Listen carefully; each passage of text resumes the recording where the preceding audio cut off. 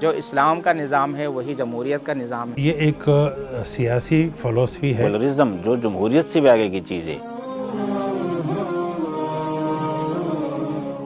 بسم اللہ الرحمن الرحیم، نحمدہ ونصلی ونسلم علی رسولہ الکریم۔ مذاکرہ کے ساتھ میں ہوں آپ کا میزبان جہان یعقوب، اور میرے ساتھ موجود ہیں جامعہ بن نوریہ کے اساتذہ حضرت مولانا عزیز الرحمان عظیمی صاحب اور حضرت مفتی فصیح اللہ شاہ صاحب۔ دونوں حضرات کسی تعارف کے محتاج نہیں ہیں، آپ ان کو بن نوریہ میڈیا پہ دیکھتے اور سنتے رہتے ہیں۔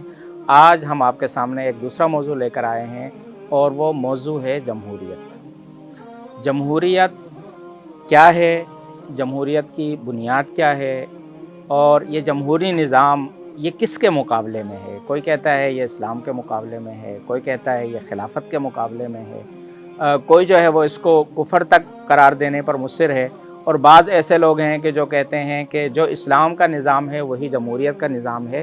تو اس ابہام کو آج ہم دور کرنے کی کوشش کریں گے۔ ہم آپ کے سامنے صرف پرابلم نہیں، پرابلم کی سلوشن بھی رکھنا چاہتے ہیں۔ اس حوالے سے ہم نے ان حضرات کو زحمت دی ہے، اور ہم اس کانسیپٹ کو آج کلیئر کرنا چاہتے ہیں کہ جمہوریت کیا ہے، اور آیا جمہوریت اسلام کے متصادم ہے، اسلام کے مقابلے میں ہے، اسلام کے متوازی کوئی اور چیز ہے، اسلام جمہوریت کو کس حد تک برداشت کرتا ہے، اور جمہوریت میں رہتے ہوئے آیا اسلام کے نظام کو، اسلام کے سسٹم کو فالو کیا جا سکتا ہے یا نہیں کیا جا سکتا۔ سب سے پہلے میں زحمت دوں گا مفتی فصیح اللہ صاحب کو کہ یہ جمہوریت آئی کہاں سے ہے، کچھ تھوڑا سا اس کا ہسٹوریکل جو ہے ذکر ہو جائے کہ جمہوریت کا یہ نظام شروع کہاں سے ہوا۔ بسم اللہ الرحمن الرحیم۔ بہت شکریہ، آپ نے پہلے موقع دیا۔ جمہوری نظام یہ ایک سیاسی فلسفی ہے، یعنی پولیٹیکل فلسفی میں سے یہ شمار ہوتا ہے، اور اس کی شروعات تو ہمیں گریک فلسفی سے یعنی یونانی فلسفے سے ملتی ہے۔ پھر یہ روم میں آیا، مختلف صورتوں میں اور مختلف شکلوں سے بدل کر اب جو ہم ڈیموکریسی جو نظام رائج ہے تقریباً دنیا کے اکثر ممالک میں، تو وہ مغربی پولیٹیشن کہلاتی ہے۔ مطلب یہ کہ یہ سیاسی جو ایک نظام ہے، تقریباً 166 ممالک میں اس وقت جمہوریت ہے، اور اس میں اکثر ممالک 116 کے آس پاس جن کے اندر مغربی جمہوریت کا نظام چل رہا ہے۔ تو اس کے جو بانی جو فاؤنڈر ہے وہ جارج واشنگٹن کو کہا جاتا ہے، جو کہ مغربی سیاسی فلسفی تھے۔ تو اب موجودہ جو ڈیموکریسی ہے وہ تو ہمیں مغرب سے ملا ہے، چونکہ مغرب ہیومنزم کی طرف آیا، خدا پرستی سے نکل کر انسان پرستی کی طرف جب آیا، یعنی مذہبی تعلیمات سے نکل گیا، تو اب اس کو شعبۂ زندگی کے فلسفے چاہیے تھے۔ تو پھر ایک نظام چلانے کے لیے، ملکی نظام چلانے کے لیے ان کو یہ ڈیموکریسی جمہوریت کے نام سے ایک سیاسی فلسفہ یعنی مختلف تجربے کیے گئے، اور اس کے بعد جا کے اس پہ آ کے یہ لوگ رک گئے۔ جیسے وہ ونسٹن چرچل کا قول ہے کہ جتنے بھی نظام ہیں ان میں سب سے بدترین نظام جمہوریت ہے، لیکن اس سے بہتر ہمارے پاس متبادل بھی کوئی۔ حضرت مولانا عزیز الرحمان عظیمی صاحب، جمہوریت اور خلافت کیا کوئی تضاد ہے، تصادم ہے، یا ایک دوسرے کی معاونت کر سکتے ہیں؟ یہ دو نظام آپس میں کس طرح سے ایک ساتھ چل سکتے ہیں؟ بسم اللہ الرحمن الرحیم۔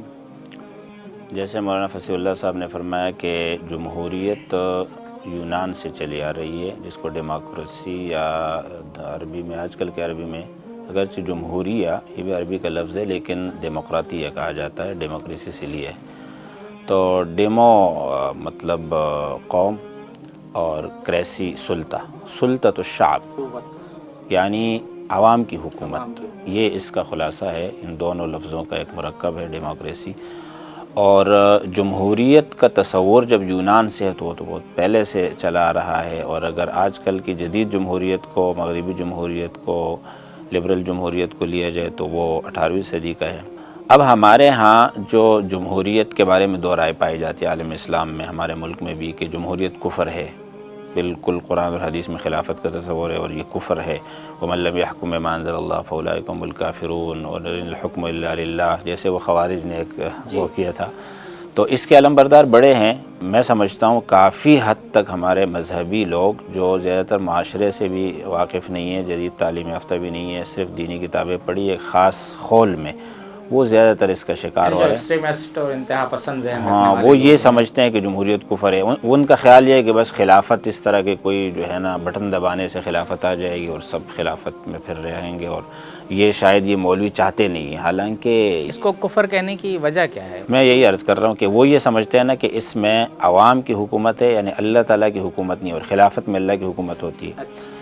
تو میں سمجھتا ہوں ایک نقطہ نظر تو یہ. دوسرا یہ ہے کہ جیسے کہ جو لوگ سیاست میں ہیں ہمارے ملک میں ہیں، علماء ہیں، مذہبی لوگ ہیں، یا دوسرے اسلامی ممالک میں یا غیر اسلامی ممالک میں ہیں جہاں مسلمان اقلیت میں ہیں، وہ حضرات جمہوریت کے قائل ہیں، علمبردار ہیں. اور یہاں تک آپ نے سنا ہوگا کہ ہمارا جو مرکز ہے دارالعلوم دیوبند اور جمعیت علماء ہند، اس کے اس وقت بڑے ہیں ارشد مدنی صاحب، پہلے تھے اسد مدنی صاحب. ان حضرات کے یہ اقوال ریکارڈ پر ہیں کہ ہم سیکولرزم کے لیے ہندوستان میں خون کا آخری قطرہ بھی بہا دیں گے. سیکولرزم جو جمہوریت سے بھی آگے کی چیز ہے، کہ علمانیہ جس کو تو یعنی بڑے بڑے محقق علماء نے جو ہے نا کفر قرار دے دیا، لیکن وہ فرماتے ہیں اس لیے کہ ان کا اپنے ان کے حالات ہیں. وہ اگر سیکولرزم کے قائل نہیں ہوں گے تو پھر مذہبی بنیادوں پہ جنگ ہوگی اور وہ سارے مسائل ہوں گے.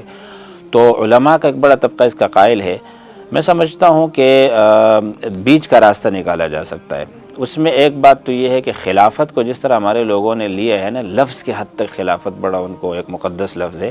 حالانکہ خلیفہ دونوں قسم کے ہوتے ہیں، اچھے بھی ہوتے ہیں، خلفۂ راشدین ہیں، اور برے بھی ہوتے ہیں، برے خلیفہ. فخلف من بعدهم خلف اضاعوا الصلاة واتبعوا الشهوات. جی تو خلفاء تو برے بھی ہوتے ہیں، اور اسی طرح حکمران حاکم برے بھی ہوتے ہیں، اچھے بھی ہوتے ہیں، امراء اچھے. یعنی ناموں میں کچھ نہیں رکھا. ہاں، اور جمہوریت آپ کی اچھی بھی ہو سکتی ہے، بری بھی ہو سکتی ہے. جیسے ہمارے ہاں ملوکیت کا لفظ اس کو ایک گالی بنا دیا گیا ہے. الملک، ملوکیت کا عربی ہے الملک، اور الملک قرآن میں آیا ہے تؤتی الملک من تشاء، جس کو آپ چاہیں اللہ گے. تعالیٰ کے ناموں میں سے مالک. اور حضرت سلیمان علیہ السلام نے مانگی ہے رب حب لی ملکن، اور ایسی بادشاہی جو میرے بعد کسی کو نہ ملے. اور نبی علیہ السلام نے بھی اس کا لحاظ رکھا کہ ایک جن میرے ہاتھ لگا تھا لیکن میں نے چھوڑ دیا، کہ اس طرح کا بادشاہ تو حضرت سلیمان علیہ السلام تھے کہ سب جن و انس پر ان کی حکومت تھی. تو اس کا خیال رکھا کہ وہ بڑے ملک تھے. تو میں سمجھتا ہوں الملک ایک حدیث ہے بڑی اہم، جس کی طرف ہمارے لوگوں کی بہت کم توجہ جاتی ہے. نبی علیہ السلام نے فرمایا کہ سیبلغ ملکی ما زوی علی منہا، ساری کائنات کو میرے لیے سکیڑ دیا گیا، دکھایا گیا مجھے کہ یہ دنیا ہے. اور فرمایا کہ آپ کا ملک جو ہے نا، یعنی آپ کی ملوکیت، یہ ساری دنیا میں پہنچ. آپ کی حدود سلطنت. جی تو اب یہاں پر ملک کا لفظ آیا ہے. کون؟ اب یہ عجیب و غریب ایک فلسفہ ہے کہ بھائی ملک آ گیا اور فساد آ گیا، ملوکیت آ گئی، فساد آ ان کا گئی. یہ کہنا ہے کہ خلافت راشدہ کو کنورٹ کیا ہاں تو بادشاہ. میں سمجھتا ہوں اگر خلافت راشدہ کا حالانکہ اگر اس حدیث کو درست مان لیا جائے، اور یقیناً محدثین نے اس پہ بات ٹھیک کی ہے، بالکل ہاں، تو 30 شاہ کی سال حدیث کا ہے. عرصہ مکمل ہونے کے بعد قدرتی طور پہ بادشاہت تو آنی تھی. جی، اور اب خلافت راشدہ کا جو ٹائٹل ہے نا، اس کی تقدیس کے تو ہم بھی قائل ہیں. بے شک خلفۂ راشدین کا جو زمانہ تھا، چلو آپ اس میں حضرت حسن کو بھی داخل کر دیں، لیکن اس کے بعد یہ کس نے کہا ہے کہ بس جہاں پر ملوکیت کی مذمت آئی ہے بس وہ اسی سے شروع ہو گئی؟ وہ تو آئے گی. بہت سارے فتنے ایسے ہیں کہ جو خیر کے بعد آئیں گے، لیکن آپ نے اپنا ایک تصور قائم کیا کہ یہی حضرت معاویہ سے والعیاذ باللہ شروع ہو گیا ہے. تو ملک جو ہے نا، اس میں بھی یہی دونوں بات ہے کہ ملک اچھا بھی ہو سکتا ہے، برا بھی ہو سکتا ہے. میرے خیال میں بات جمہوریت سے ملوکیت اور خلافت کی طرف چلی گئی. ہاں، میں اصل مولانا نے یہ کہا تھا نا کہ خلافت اور جمہوریت، میں سمجھتا ہوں کہ جمہوری نظام جو ہے نا، اب اس میں ہمارے دو بیانیے ہو سکتے ہیں. ایک تو غیروں سے تو ہم یہ کہیں گے کہ بھائی آپ نے خود ساختہ نظام بنایا ہے، اللہ کا نظام آنا چاہیے، اور وہ وہی ہے جو قرآن کریم میں ہے، اس لیے کہ ناسخ کتاب ہے، ساری کتابوں اور ملتوں کا خلاصہ ہے. اس سے آپ اللہ کا نظام لے سکتے، اس کے اصول، اس کی روح، کہ خلافت کی روح کیا ہے. آپ نے جو انسانی نظام بنایا یہ فعل ہے، اور فعل ہے، یعنی مغربی لوگوں نے اس پر جو کبھی کسی تنقید. نظام پہ، کبھی کسی پہ، جی، کبھی اور تجربے کر رہے ہیں. آپ آج دیکھیں کہ امریکہ میں 585 لوگ جو کھرب پتی ہے انہی کی حکومت ہے، سب کہتے ہیں. تو بھئی یہ کون سی جمہوریت ہے کہ صرف سوئٹزرلینڈ میں اور جو ہے نا ایک دو ملکوں میں کافی حد تک جمہوریت ہے، باقی تو کوئی بادشاہت ہے. تو آپ بھائی جمہوریت کے آپ کے 100 ایڈیشن ہیں اور 100 چہرے ہیں، تو یہ غلط نظام ہے نا. ایک ہم آپس کی بات کریں. عالم اسلام کو، ہمارے علماء کو، جو معاصر علماء ہیں، ان کو یہ پیغام دینا چاہیے کہ جمہوریت ہم برداشت کر لیں، بحیثیت آئیڈیل نظام کے نہیں، برداشت کر لے، اس لیے کہ اگر ہم اس معاملے میں لڑیں گے تو پھر وہ سارے مسائل ہیں۔ اور اگر آپ اس کو اس طرح برداشت کر لیں جیسے ٹریفک کا نظام ہے، کہیں سیدھے ہاتھ پہ چلتے کہیں الٹے ہاتھ پہ چلتے، آپ اپنے ملک کے حساب سے کریں، تو جمہوریت قبول کرنی چاہیے۔ اس میں ایک بات جو ہے نا، کچھ چیزیں اسلام کی اس میں آتی ہے، مثلا عوام کی حکومت۔ اب ہمارے ہاں ایک امامت صغریٰ ہے، ایک امامت کبریٰ ہے، نماز میں امامت صغریٰ ہے، یہ امامت کبریٰ ہے۔ وہاں پر حدیث میں آتا ہے کہ اگر کسی امام کے مقتدی اس سے ناراض ہو، اس پہ لعنت برستی ہے، اور اگر اس کے مقتدی جو ظاہر نمازی ہیں وہ اس سے راضی ہوں گے تو اس کے لیے بڑی سعادت کی بات ہے۔ تو عوام کی حکومت تو مطلوب بھی ہے، اور خلافت میں بھی یہ ہوتا ہے۔ یہ تو ایک غلط تصور ہم نے قائم کیا ہے کہ بھائی اچھا ابوبکر صدیق یا عمر ہے یا عثمان ہے یا علی رضی اللہ عنہم وہ خلیفہ بنے، تو اللہ نے کیا؟ انسانوں نے بنایا نا۔ تو انسانوں کو تو حکمران چننے کا اختیار ہے، اور اس کا طریقہ یہ نہیں ہے کہ میں نے گھر میں کسی کو بنا دیا، یہاں پر لا کے کرسی پہ بٹھا دیا، سب نے مان لیا، نہیں، سب کی رائے سامنے آتی ہے، اس لیے بیعت ہوتی ہے۔ اگر کوئی بیعت نہیں کرتا اس سے بات ہوتی ہے کہ آپ بیعت کر لے۔ اچھا جمہوریت میں بھی یہ ہوتا ہے کہ بھائی عوام کی حکومت براہ راست، جمہوریت تو شاید ہی کہیں ہو، بالواسطہ ہے نا، کہ آپ کے نمائندے ہیں، اس کو اتنے لوگوں نے ووٹ دیا ہے، اس کو اتنے انہیں، پھر 200 ہے 300 ہے جتنے بھی ہے، وہ پارلیمنٹ میں جا کے اعلیٰ دماغ ملک کا وہ پھر سوچتے ہیں کہ نظام چلاتے ہیں۔ لیکن کیا ان کو عوام کا نمائندہ کہا جا سکتا یہ ایک پھر مسئلہ ہے کہ ہمارے ہاں حقیقی جمہوریت جیسے حقیقی کچھ بھی نہیں ہے، سارا کچھ جو ہے ہمارے عالم اسلام یا تھرڈ ورلڈ کا ایک مسئلہ ہے، عالمیہ ہے، اسی طرح جمہوریت بھی ہماری۔ میرے خیال میں اگر ہم یہ جمہوریت کو اسلام یا خلافت سے کمپیریزن تقابل کے بجائے بھی خود بھی دیکھیں نا، ایک تو یہ کہ یہ جب پولیٹیکل ایک فلسفہ ہے تو اس کو ایجاد کیوں کیا گیا، تو یعنی اس کی شروعات کو دیکھے اور اس کی بنیادوں کو دیکھے، جس طرح کہ حضرت نے تعریف کی کہ یعنی عوامی حاکمیت اور عوامی حکومت کو جو ہے وہ یعنی عوامی رائے، گورنمنٹ آف پیپل، ہاں گورنمنٹ آف پیپل، صحیح، اتھارٹی آف پیپل، صحیح ہے۔ تو جو اتھارٹی ہوگی وہ عوام کی ہوگی۔ تو اس میں دیکھیں کہ جو جمہوریت ہے وہ عوامی اتھارٹی کو، جس طرح میں نے کہا کہ ہیومنزم کی بنیادوں پر ہے، اور ہیومنزم کا فلسفہ وہ خالص جو ہے وہ اسلامی نظریات، نظریہ توحید اور وجود باری تعالیٰ کے مخالف ہے، کہ جب خدا نہیں ہے یعنی کوئی ڈیوائن اتھارٹی نہیں ہے تو پھر انسان سب سے بالا تر ہستی ہے۔ اب اس جو خیر وہ سمجھے تو وہ خیر ہے، جو شر سمجھے تو اب اس کی بنیادوں کو دیکھے تو بھی مطلب ہمیں نہیں لگتا کہ ہم اس کا تقابل اسلام سے کریں۔ دوسری بات کہ ہم اس ڈیموکریسی کو دیکھیں کہ یعنی جس طرح انہوں نے کہا کہ بعض لوگ اس کو خلافت کے مقابلے میں لا کر اس کو کفر کہتے ہیں، میرے خیال میں ایسا نہیں ہے کہ خلافت کے مقابلے میں لا کر کفر کہا جاتا ہے۔ جس ڈیموکریسی کو یعنی اسلامک ڈیموکریسی کہا جاتا ہے، میں کہتا ہوں کہ اگر ان کو مسلم ڈیموکریسی کہا جائے تو بہتر ہے، لیکن اسلامک نہیں ہے۔ وجہ اس کی کیا ہے کہ اس میں 3 سٹیج ہے۔ ایک یہ کہ یعنی سلیکشن ہو خلیفہ کا یا صدر کا یا امیر المومنین کا، تو وہ بذریعہ الیکشن ہو، یعنی عوامی رائے عامہ۔ اسی طرح دوسرا سٹیج جو آتا ہے وہ ہے اسٹیبلش آف لاز، یعنی قانون سازی کا دوسرا آتا ہے۔ تیسرا مرحلہ جو آتا ہے ہر حکومت میں وہ آتا ہے نفاذ کا، یعنی امپلیمنٹیشن کا۔ اب ہم دیکھیں کہ اس میں یعنی خلافت کے جو وہ ہے، جو اسلامی سیاست ہے، ایک نظام ہے، تو اس میں جمہوریت کا تقابل کہاں پر ہے؟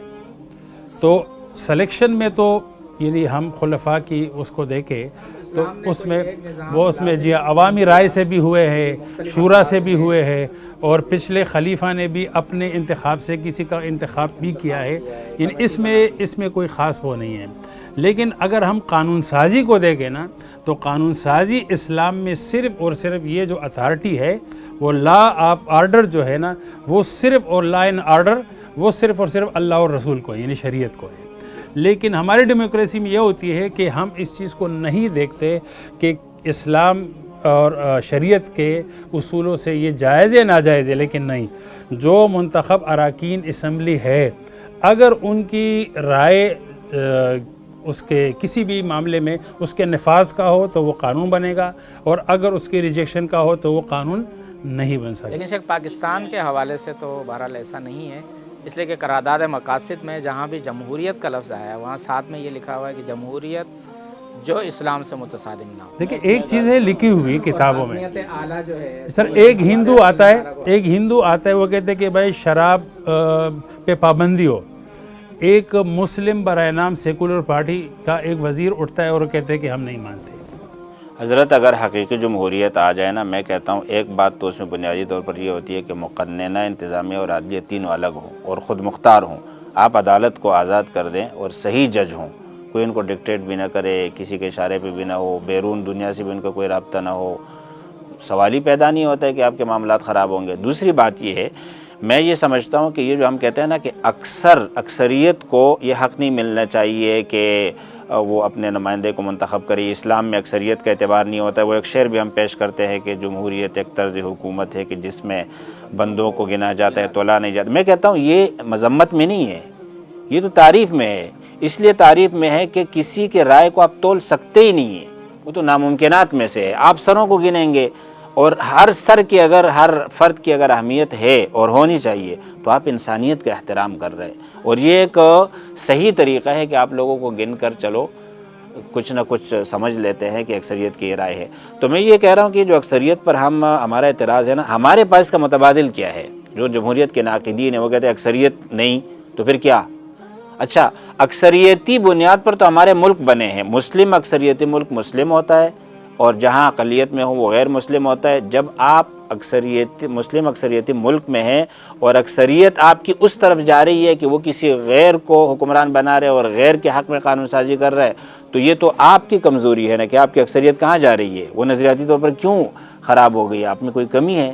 ورنہ تو ایسا ممکن ہی نہیں ہے کہ اکثریت آپ کی ہو اور قانون سازی کسی اور کے حق میں ہو رہی ہو. دیکھیے اس میں عرض کروں کہ ایک سسٹم آتا ہے نا، چاہے سیاسی سسٹم ہو یا اکنامیکل سسٹم ہو، جو بھی ہو، تو وہ اکیلے نہیں آتا، وہ اپنے ساتھ پورا اور بہت سارے نظام لے کر آتا ہے. جب ہم مغربی ڈیموکریسی کو لائیں گے، چاہے ہم اس کو مسلم لباسیں پہنائیں یا بعینی ہی وہیں کرے، وہ تو نہیں کر سکتے مسلم ممالک میں، لیکن چلے مسلم کا ہے یا اسلامک ڈیموکریسی کا ہے، اس کے ساتھ آپ کا جو ہے وہ کیپٹلزم ضرور آئے گا. نظریاتی لحاظ سے سیکولرزم ضرور آئے گا، کیونکہ جب حکومت عوامی ہوگی، عوام کی حاکمیت ہوگی، تو عوام میں پھر مذہب کی تقسیم ہے اور پھر ہر ایک کی رائے برابر ہے، اس میں برابری دی جائے گی. پھر اسلام، ہندوازم، سکھزم یعنی رہنے والے تمام کے تمام لوگ جو برابر ہوں گے. تو اس سے آپ کو پھر حکومت اور سلطنت سے مذہب کو بالکل بے دخل کرنا پڑے گا، لیکن اس حوالے سے اسلام بالکل قبول نہیں کرتا. اگر ہم تاریخی تناظر میں دیکھیں نا، آپ عمر ابن عبدالعزیز سے پہلے بنو امیہ کی حکومت دیکھیں کہاں تھی، اور پھر عمر ابن عبدالعزیز کے 2-2.5 سال حکومت میں کہاں آ گئی، اور پھر ان کے بعد فوراً پھر کس طرح بدل گئی. تو مطلب تو یہ ہے نا کہ ایک حاکم کے ساتھ ساری کی ساری خیر آ گئی، پھر ایک کے ساتھ سارا کا سارا شر آ گیا، اور وہاں تو کوئی راستہ بھی نہیں ہے روکنے کا. یہاں تو کم از کم آپ احتجاج کر سکتے ہیں. اس لیے کہ جمہوریت میں یہ بھی ایک چیز ہے کہ اگر وہ حکومت عوام کی نمائندگی نہیں کر رہی یا کوئی ظلم یا جو بھی ہو رہا ہے، آپ ان کے خلاف احتجاج کریں، وسط مدتی انتخابات ہوں، یہ استعفیٰ پہ مجبور ہو وغیرہ وغیرہ، یہ ساری صورتیں تو بہرحال جوابدہی کا ایک احساس ہے. ملوکیت میں تو وہ نہیں ہوتا، بادشاہت میں. تو ہماری بادشاہت کی تاریخ بھی جس کے خلاف جمہوریت آئی ہے وہ بھی کوئی اتنی اچھی نہیں ہے نا، تو پھر سارا ملبہ ہم جمہوریت پہ نہیں ڈال سکتے. جس وقت خلافت عثمانیہ کو ختم کیا گیا اس وقت تو بہرحال خیر غالب تھی، جب اس کے مقابلے دیکھیں اس میں یہ نا کہ اس میں احتجاج دیکھیں، گراؤنڈ ریالٹی کو دیکھیں نا کہ ہے کیا. ایک جو حکمران ہے وہ جمہوری حق رکھتا ہے، اس لیے کہ اکثریت کے رائے سے وہی حاکم بنائے. اب جو اس کے مقابل ہے، اپوزیشن ہے یا دوسرے، ان کے اپنی رعایا ہے جنہوں نے ووٹ دیا، لیکن وہ ان کے فیصلوں سے اگر تنگ ہے تو وہ صرف احتجاج کر سکتے ہیں، وہ ان کو منوا نہیں سکتے. خلافت میں کیا ہے کہ حضرت عمر جیسے رضی اللہ عنہ جیسے خلیفہ ایک فیصلہ فرماتے ہیں کہ مہر کی اکثر جو ہے وہ یعنی زیادہ مقدار مقرر کرتے ہیں.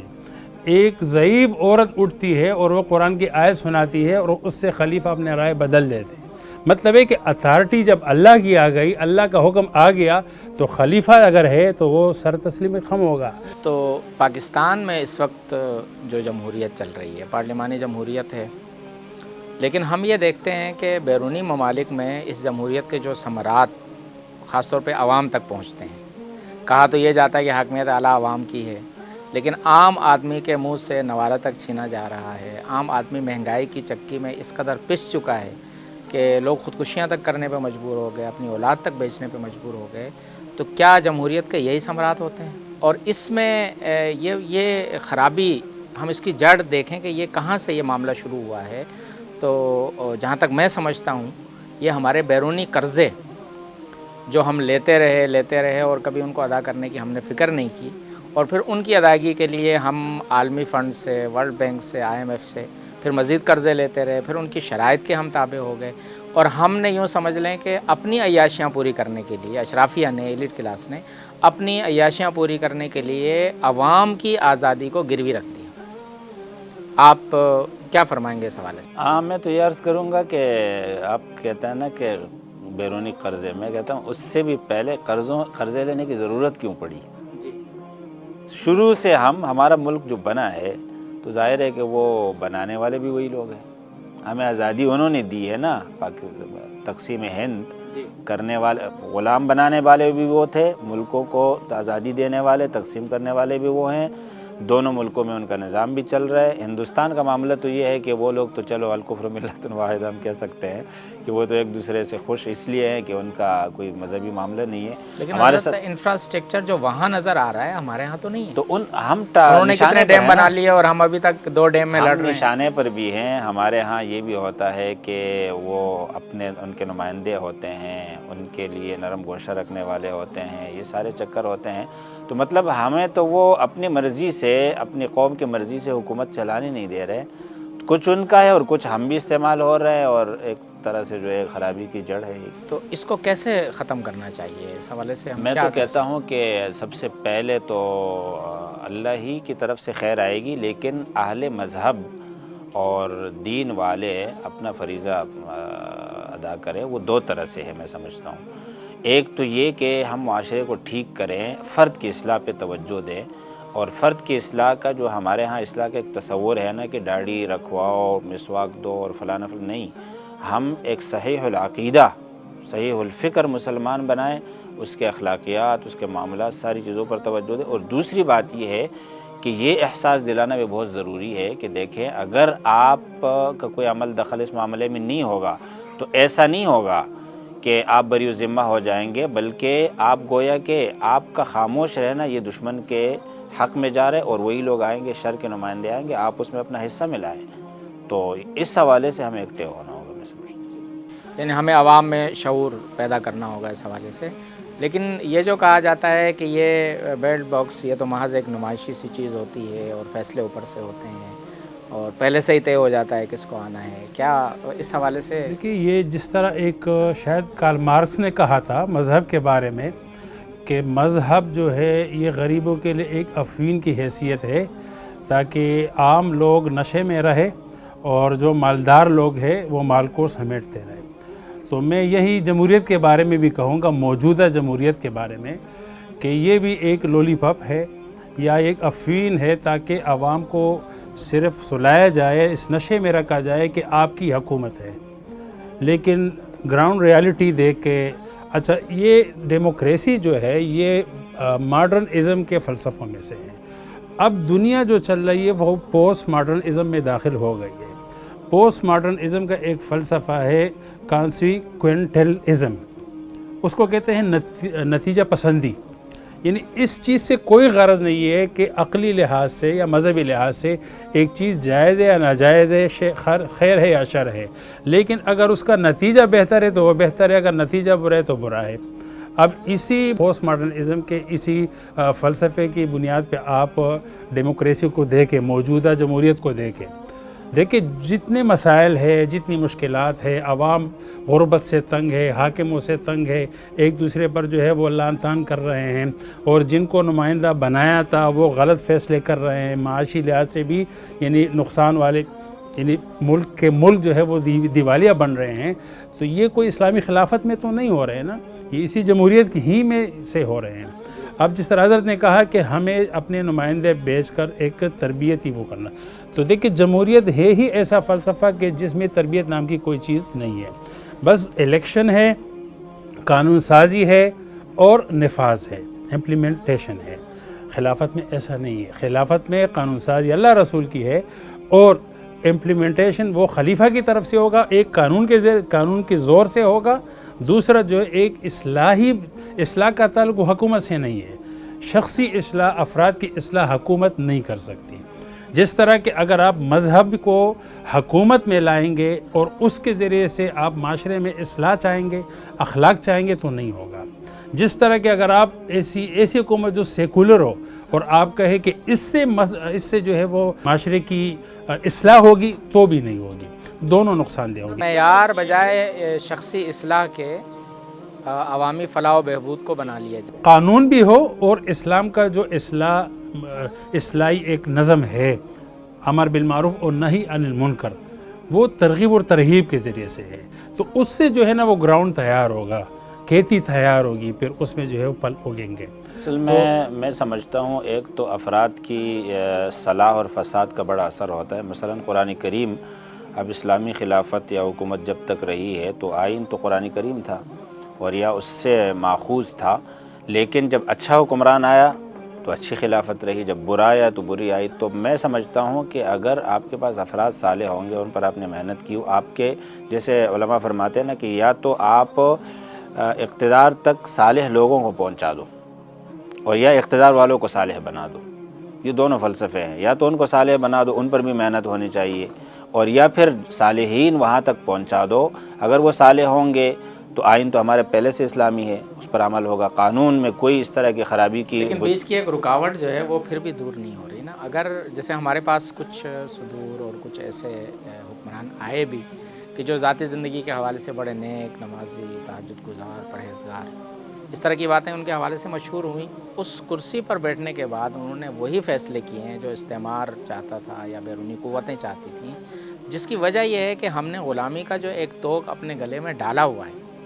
جب تک ہم اس کو نہیں اتاریں گے، میرے خیال میں ہماری ذاتی صالحیت اور ہمارا ذاتی تقویٰ وہ اثر انداز اصل میں اس میں تو بڑا مسئلہ یہ ہوتا ہے نا کہ جمہوریت میں فرد واحد کے پاس اتنے اختیارات نہیں ہوتے۔ وزیر اعظم کو عربی زبان میں رئیس الوزراء کہا جاتا ہے کہ وہ وزیروں کا رئیس ہے، بس باقی سارے وزراء، سارے ادارے، محکمے وہ فعال ہوتے ہیں، اس کے اختیارات تو بہت محدود ہوتے ہیں، ایک فرد نہیں، والے وہی ہوتے ہیں۔ میں کہتا ہوں وہ پورے سسٹم تک جو لوگ پہنچے نا وہ صالح ہونے چاہیے۔ اچھا میں ایک عرض کروں کہ ہمیں جدوجہد اس لیے کرنی چاہیے اصلاح معاشرے پر بھی، اور اگر کہیں خرابی جمہوریت کی وجہ سے آ رہی ہے، جس وجہ سے بھی آ رہی ہے، ہم اس کے خلاف مزاحمت کریں، جدوجہد کریں۔ دنیا میں اس کے اثرات دیکھے گئے ہیں، ہم ایران کو لے لیں، ان کا جو بھی عقیدہ ہے، جو بھی ہے، لیکن وہاں ایک تبدیلی آئی ہے مذہبی بنیادوں پر اور انہوں نے جدوجہد کی، اس کے ثمرات دنیا کے سامنے ہیں۔ وہ اسلامی جمہوریہ اپنے آپ کو کہیں یا جو بھی کہیں، لیکن اپنے عقائد اور اپنے تصورات اور افکار کے اس میں وہ ایک ان کی ریاست ہے، حکومت ہے اور کافی حد تک کامیاب ہے۔ اسی طرح نیلسن منڈیلا کی ایک جدوجہد ہے نا جو اس نے کی ہے اور اس کے ثمرات دنیا نے دیکھے، حالانکہ جو کچھ ان کے پاس ہے، کالوں کے پاس، وہ تو ان کو دینا نہیں تھا لیکن انہوں نے لے لیا۔ تو جدوجہد کا راستہ جو ہے نا اس کو ترک نہیں کرنا، جس کے بغیر کوئی آپشن بھی نہیں ہے۔ تو اپنے طور پر ہماری جماعتیں، خاص طور پر مذہبی جماعتیں، مذہبی جماعتوں کے لیے صرف یہ ایک آپشن ہے کہ وہ اصلاح معاشرہ پر زیادہ توجہ دے، اور اصلاح معاشرہ عمومی اکثریت لحاظ سے ہوگا تو پھر ہمیں یعنی ایک اچھی جمہوریت مل سکتی ہے، امین، صادق و امین مل سکتے ہیں، کانسیپٹ بھی کلیئر ہو نا عوام کا۔ اسلامی خلافت ہو سکتی ہے۔ اب جو ٹرن آؤٹ ہوتا ہے وہ تقریباً یوں سمجھ لیں کہ کہیں پر 35 کہیں 30% ٹرن آؤٹ ہوتا ہے، اور اس میں بھی جہاں تک میں سمجھتا ہوں ہمارا مذہبی طبقہ نہ ہونے کے برابر ہے۔ ہمارے پاس جو ایک بہت بڑی اسٹریٹ پاور ہے، عوام کی ایک بہت بڑی طاقت ہے، لیکن ہماری اس طرف کوئی توجہ نہیں ہوتی کہ ان میں سے کتنے بالغان ایسے ہیں جو اپنی رائے دہی کا حق استعمال کر رہے ہیں، اور ہم اس بات پہ مطمئن ہوتے ہیں، خاص طور پہ ہماری مذہبی جماعتیں، کہ ان کے جلسوں میں بہت بڑا کراؤڈ ہوتا ہے، لاکھوں آدمی آئے تھے جی ہمیں سننے کے لیے، ہمیں دیکھنے کے لیے، لیکن جب بات ووٹ کی ہوتی ہے، الیکشن کی ہوتی ہے، تو وہ لاکھوں بندے وہ وہ کہیں بھی نظر نہیں آ رہے ہوتے. تو اس نہج پر بھی ہمیں محنت کرنے کی ضرورت ہے کہ جو ملکی قوانین کے مطابق جن دستاویزات کی ضرورت ہے، مطلب تمام مدارس اس بات کو لازم کر لیں کہ بھائی جتنے بھی بالغ طالب علم ہیں ان سب کے پاس NIC ہونا چاہیے، ان سب کے ڈاکومنٹس کلیئر ہونے چاہیے. پھر الیکشن کے دنوں میں آگے پیچھے مختلف اوقات میں چھٹیاں ہو سکتی ہیں، تو الیکشن کے دنوں میں کیوں نہیں ہو سکتی؟ ہم اپنا وہ فعال کردار جو ادا کر سکتے ہیں کم از کم اس کو تو کریں. اس حوالے سے بھی غفلت ہے. تو آج کی تمام بات چیت کا خلاصہ یہ ہے کہ اسلام کسی نظام کا پابند نہیں کرتا اپنے ماننے والوں کو، بلکہ اسلام نے بنیادی اصول دیے ہیں اور وہ اصول ہمیں قرآن سے معلوم ہوتے ہیں، اور ان اصولوں کی امپلیمنٹیشن جو ہے وہ آپ صلی اللہ علیہ وسلم نے خود ریاست مدینہ قائم کر کے کی ہے. پھر آپ کے بعد خلفائے راشدین کا دور ہے.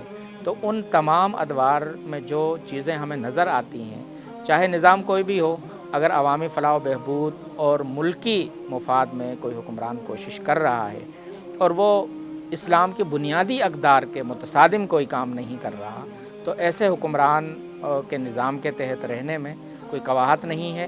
اور محض اس کو کفر قرار دے دینا کسی بھی سسٹم کو اور پھر اس کے خلاف خروج کی کوشش کرنا، یہ سر تا سر فساد ہے. اس لیے کہ پہلے اس قوت کو اور اس طاقت کو پیدا کرنے کی ضرورت ہے کہ جس کے تحت ہم سسٹم کو تبدیل کر سکیں. 2-4 آدمی کبھی بھی سسٹم کے خلاف نہیں لڑ سکتے.